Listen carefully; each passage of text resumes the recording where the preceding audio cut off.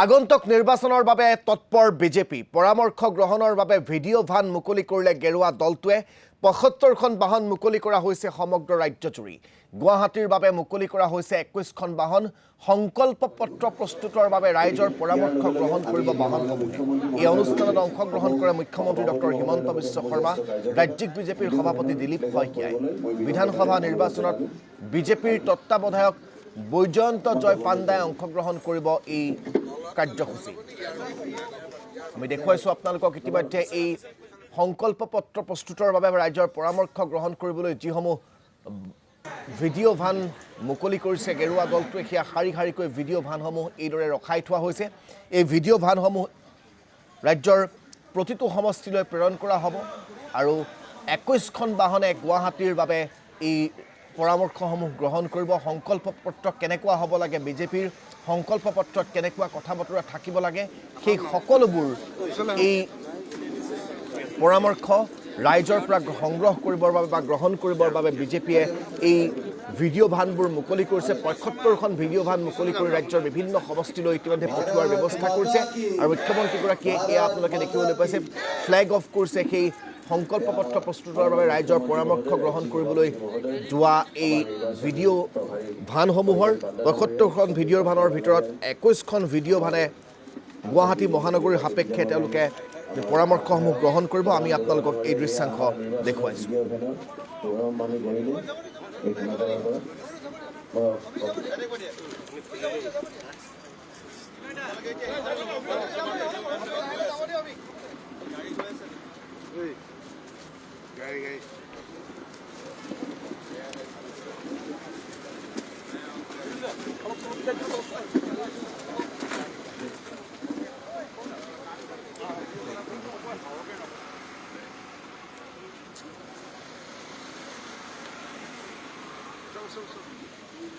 ধন্যবাদ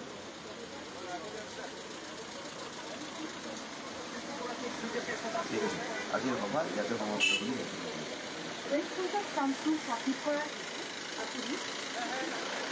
আমি এই দৃশ্যাংশ আপোনালোকক পোনপটীয়াকৈ দেখুৱাইছোঁ বিজেপিৰ যি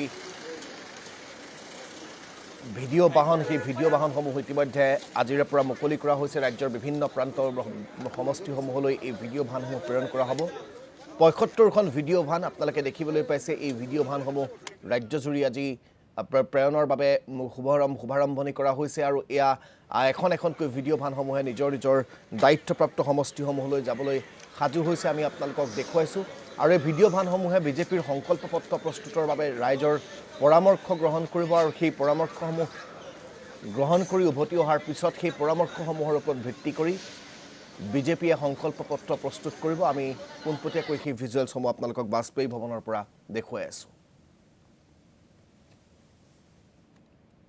জয় পাণ্ডাজী আমাৰ ৰাজ্যিক সভাপতি দিলীপ শইকীয়া ডাঙৰীয়া ভাৰতীয় জনতা পাৰ্টিৰ উত্তৰ পূৰ্বৰ সমন্বয়ৰক্ষক আৰু সাংসদ সম্বিত পাত্ৰ ডাঙৰীয়া আমাৰ ইলেকশ্যন মেনেজমেণ্ট কমিটিৰ কনভেনৰ আৰু সাংসদ প্ৰদান বৰুৱা ডাঙৰীয়া গুৱাহাটী পৌৰ নিগমৰ মেয়ৰ মৃগেন শৰণীয়া ডাঙৰীয়া সাংবাদিক বন্ধু বান্ধৱীসকল আৰু উপস্থিত কাৰ্যকৰ্তাসকল ভাৰতীয় জনতা পাৰ্টিৰ নিৰ্বাচনী প্ৰচাৰৰ বাবে আমাৰ যি কৰ্মসূচী তাক ইতিমধ্যে আমি যুগুত কৰিছোঁ আৰু ৰূপায়ণ কৰাৰ কামো আমি হাতত লৈছোঁ আজি সেই শৃংখলতা অব্যাহত ৰাখি আমাৰ প্ৰচাৰৰ বাবে যি মোবাইল ভেন বা আমি প্ৰতিবাৰে নিৰ্বাচনত আমি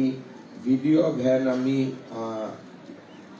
ব্যৱহাৰ কৰোঁ য'ত নেকি প্ৰধানমন্ত্ৰী আজি ভাৰতীয় জনতা পাৰ্টিৰ নিৰ্বাচনী প্ৰচাৰৰ এটা বিশেষ দিশ উন্মোচন কৰা হ'ল প্ৰতিটো নিৰ্বাচনৰ এমাহ বা ডেৰমাহ আগতে ভাৰতীয় জনতা পাৰ্টিয়ে ৰাজ্যৰ বিভিন্ন অঞ্চললৈ ভিডিঅ' ভেন পঠায় ভিডিঅ' ভেনত নৰেন্দ্ৰ মোদী ডাঙৰীয়াৰ বাৰ্তা তেখেতৰ বিভিন্ন বক্তব্য আৰু অসমত বা দেশত হোৱা উন্নয়নৰ বিভিন্ন প্ৰতিচ্ছবি ভিডিঅ' ভেনত আমি ৰাইজক দেখুৱাবলৈ চেষ্টা কৰোঁ। ইয়াৰ লগতে আমাৰ যিখন ভিজন ডকুমেণ্ট হ'ব বা নিৰ্বাচনী আমাৰ ইস্তাহাৰ হ'ব, তাৰ সম্পৰ্কত আমাৰ বিভিন্ন পৰামৰ্শ লোৱাৰ প্ৰস্তুতি চলি আছে। এই ভিডিঅ' ভেনত পৰামৰ্শ দিয়াৰ এটা ফৰ্মেট থাকিব আৰু ৰাইজে পৰামৰ্শ লিখি ভিডিঅ' ভেনৰ লগত থকা বক্সত তাক দিব পাৰিব। ভাৰতীয় জনতা পাৰ্টীয়ে প্ৰত্যেকবাৰে সংকল্প পত্ৰ প্ৰস্তুত কৰাৰ আগতে ৰাজ্যৰ জনগণৰ পৰা পৰামৰ্শ গ্ৰহণ কৰে, বিভিন্ন প্ৰবুদ্ধ নাগৰিকৰ পৰা পৰামৰ্শ গ্ৰহণ কৰে আৰু যোন যি পথাৰত আছে, ক্ৰীড়াৰ ক্ষেত্ৰত ক্ৰীড়াবিদৰ পৰা, সাংস্কৃতিক ক্ষেত্ৰত সাংস্কৃতিক কৰ্মীসকলৰ পৰা, শিক্ষাৰ ক্ষেত্ৰত শিক্ষকসকলৰ বা অধ্যাপকসকলৰ পৰা, উদ্যোগৰ ক্ষেত্ৰত উদ্যোগিকসকলৰ পৰা, তেনেকৈ আমি থিমেটিক পৰামৰ্শও লওঁ আৰু ৰাইজৰ মাজত সাধাৰণভাৱেও আমি পৰামৰ্শ লওঁ। আজি তাৰ প্ৰস্তুতি আৰম্ভ হ'ল, ভিডিঅ' ভেনবিলাক গ'ল আৰু তাক আজি আমি ফ্লেগ অফ কৰিলোঁ।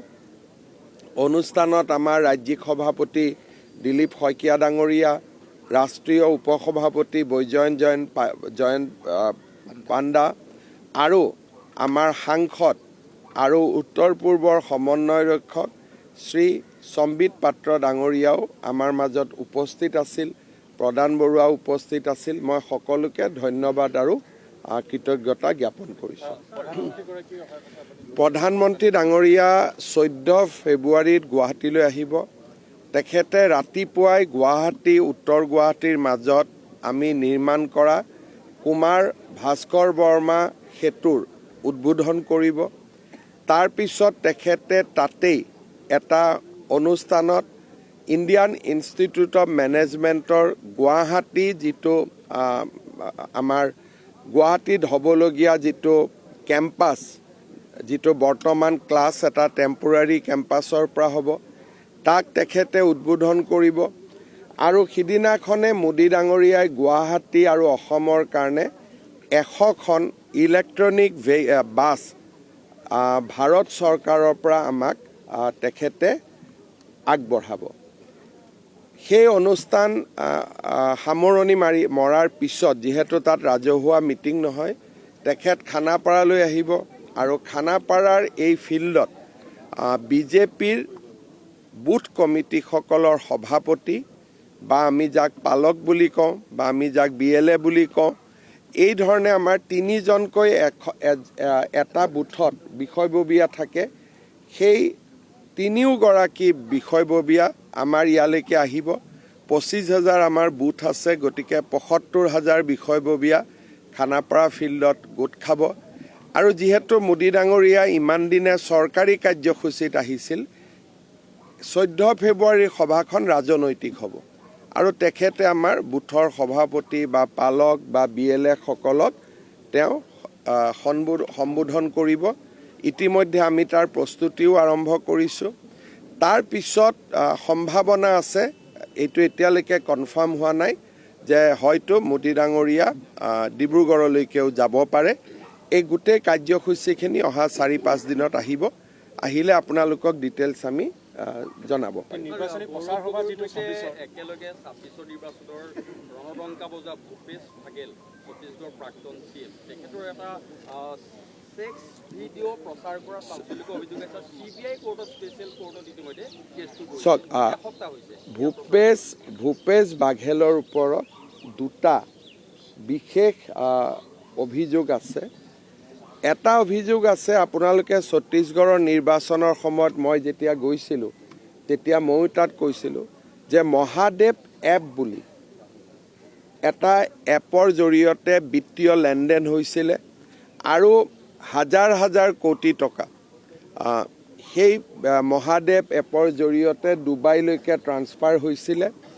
আৰু এই অভিযোগত তেখেতৰ পৰিয়ালৰ কেইবাগৰাকীও ব্যক্তি এৰেষ্ট হৈ আছে আৰু ইতিমধ্যে ভূপেশ বাঘেলৰ ওপৰতো তদন্ত চলি আছে। দ্বিতীয়তে এখন চেক CD প্ৰকাশ পাইছিলে। মেজিষ্ট্ৰেট কোৰ্টে তেখেত মুখ্যমন্ত্ৰী থকা সময়ত তেখেতক কিছু সকাহ দিছিলে, কিন্তু কালি CBI স্পেচিয়েল কোৰ্টে গোচৰ তেখেতৰ বিৰুদ্ধে চলিব বুলি এটা ৰায়দান কৰে, যিটো ডেফিনেটলি ভূপেশ বাঘেলৰ দৰে এজন ছিনিয়ৰ পলিটিচিয়ানৰ কাৰণে এটা ছেটবেক বুলিয়ে ক'ব লাগিব, এটা আঘাত বুলি ক'ব লাগিব। মহাদেৱ এপৰ বিষয়ে মই ব্যক্তিগতভাৱে জানো। ছত্তীশগড়ৰ ইলেকশ্যনত সি এটা ডাঙৰ ইছ্যু আছিলে। এই যিখন চেক CDৰ কথা ওলাইছে তাৰ বিষয়ে মই ফাৰ্ষ্ট হেণ্ড বহুত নাজানো, যিখিনি বাতৰি কাকতত পঢ়িছোঁ ইমানেই। কিন্তু এটা কথা যে কংগ্ৰেছৰ সকলো লোকেই ক'ৰবাত নহয় ক'ৰবাত কিবা নহয় কিবা গণ্ডগোলীয়া কাম কৰি থোৱাই আছে। গতিকে এইটো ক্ষেত্ৰত মই বহুত আচৰিতো হোৱা নাই। দিল্লী আৰক্ষী জালত কৈছে USTMৰ ইণ্টাৰনেশ্যনেল ৰিলেশ্যনৰ এগৰাকী চক মই বহু দিনৰ পৰা অসমৰ ৰাইজক কৈ আছোঁ, USTMটো হৈছে জাল আৰু প্ৰবঞ্চনাৰ এটা থলী।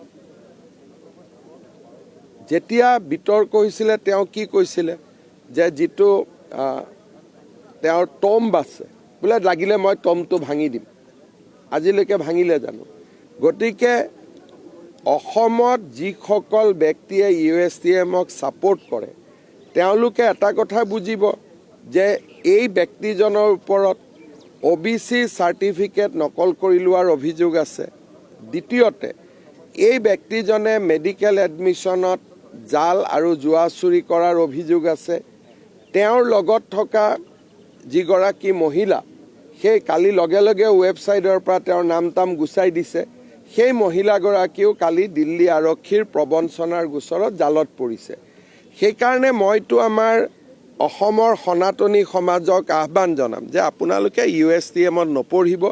কেতিয়াবা গোটেই 3-4 বছৰৰ পঢ়াৰ চাৰ্টিফিকেট একেলগে কেতিয়াবা নোহোৱা হৈ যাব। নিজকে ডিপ্ল'মেট বুলি কৈ আৰু মহবুবুল হককো বিভিন্ন দেশৰ প্ৰতিনিধিৰ সৈতে চিনাকি কৰি দিছিল। এই কাৰ্যকলাপত জড়িত চাওক, মহবুবুল হকৰ টকাৰ যিটো আমদানি, সেই টকাৰ আমদানিও আল কায়দাৰ লগত জড়িত সংগঠন এটাৰ পৰাই প্ৰথম হৈছিলে। তাৰ সম্পূৰ্ণ তথ্য আমাৰ লগত আছে। আৰু সেইকাৰণে মই কৈ আছোঁ যে USTMক পেট্ৰনাইজ কৰাটো আমি বাদ দিব লাগে। आज हमारे जो संकल्प पत्र चुनाव के लिए प्रस्तुत होता है उनको संग्रह करने के लिए हमने हर कंस्टिट्यूएंसी में वीडियो वैन भेजा। आज से वीडियो वैन सबका पास जाएगा, उनमें बॉक्स होगा, जो भी सुझाव आएगा वो बॉक्स में डाला जाएगा और यहाँ आके हमने ये सारे मुख्यमंत्री मंतव्य आमी आपनालोকক শুনোৱালো। मुख्यमंत्री আজি সেই বিজেপিৰ সংকল্প পত্ৰ প্ৰস্তুত কৰিবৰ বাবে যি ৰাইজৰ পৰামৰ্শ গ্ৰহণ কৰিবৰ বাবে ৭৫খনকৈ ভিডিঅ' ভেন মুকলি কৰে, সেই কাৰ্যসূচীত অংশগ্ৰহণ কৰাৰ পিছত তেওঁ গুৰুত্বপূৰ্ণ কেইবাটাও মন্তব্য কৰা পৰিলক্ষিত হয়।